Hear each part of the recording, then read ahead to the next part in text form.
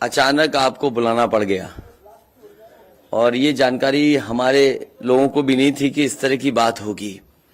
हालांकि ये सूचना मिल रही थी कि लखनऊ से जो मुख्यमंत्री उनके सबसे बड़े अधिकारी हैं और प्रमुख सचिव का जगह जगह फोन जा रहा है कि जहां भारतीय जनता पार्टी हारे वहां पर काउंटिंग स्लो करिए। मुख्यमंत्री के प्रमुख सचिव डीएम्स को फोन कर रहे हैं कि जहां बीजेपी हारे वहां पर काउंटिंग स्लो होनी चाहिए। और यही नहीं, अगर हम पिछला चुनाव देखें तो जो भारतीय जनता पार्टी की हार हुई है 47 सीटें ऐसी हैं जो 5000 के अंदर कम वोट में हुई हैं।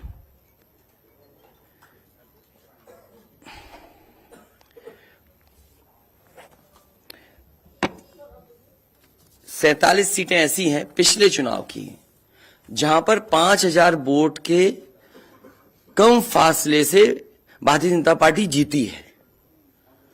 और जो आज देखने को मिला है बनारस में कि जहां ईवीएम्स ले जाई जा रही थी, एक ट्रक पकड़ा गया, 2 ट्रक लेकर के भाग गए।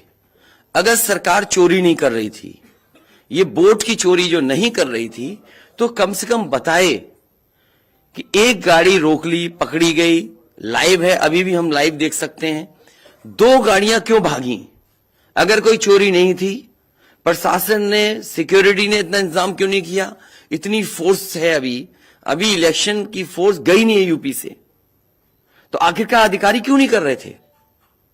क्या वजह है कि बिना सिक्योरिटी, बिना इतने इंतजाम के ईवीएम्स जा रही हैं? और ईवीएम्स के बारे में ये मानना है कि किसी भी वेयर हाउस में रखी हो या किसी भी स्ट्रांग रूम में रखी हो, तो बिना प्रत्याशी के जानकारी के आप मूव नहीं कर सकते हैं। अगर आपको ईवीएम्स को मूव करना है तो कम से कम जो प्रत्याशी चुनाव लड़ रहे हैं उनकी जानकारी में होना चाहिए। और सोचिए, मुख्यमंत्री आवास से प्रमुख सचिव, मुख्यमंत्री जगह जगह फोन कर रहे हो और डीएम्स को बता रहे हो।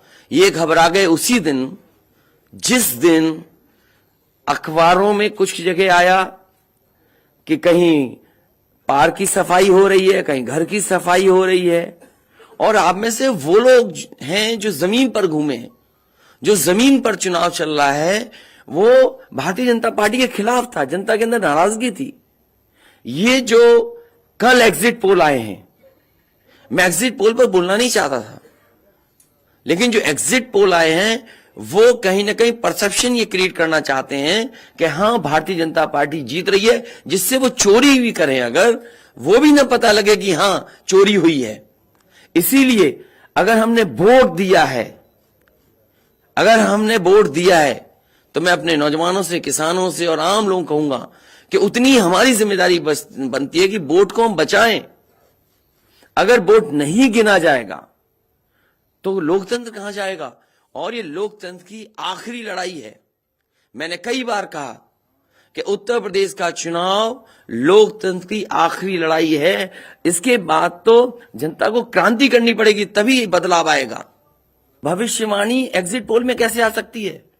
पॉलिटिकल लीडर्स जो बातें कहें, सत्ता के लोग बैठे हुए, वो एग्जिट पोल में कैसे दिखाई दे रहा है? प्रशासन और सरकार की जो चोरी है, इसमें एग्जिट पोल के टेलीविजन चैनल शामिल है। आपको ये देखना चाहिए जो एग्जिट पोल कर रहे हैं, क्या मुनाफे के लिए कर रहे थे? जो कंपनियां बड़ी बड़ी, सर्वे का पैसा कौन दे रहा उनको?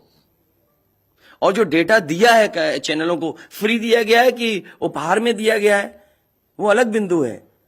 कोई इतनी बड़ी एक्सरसाइज कर रहा है, उसका फाइनेंशियल बर्डन कौन उठा रहा है?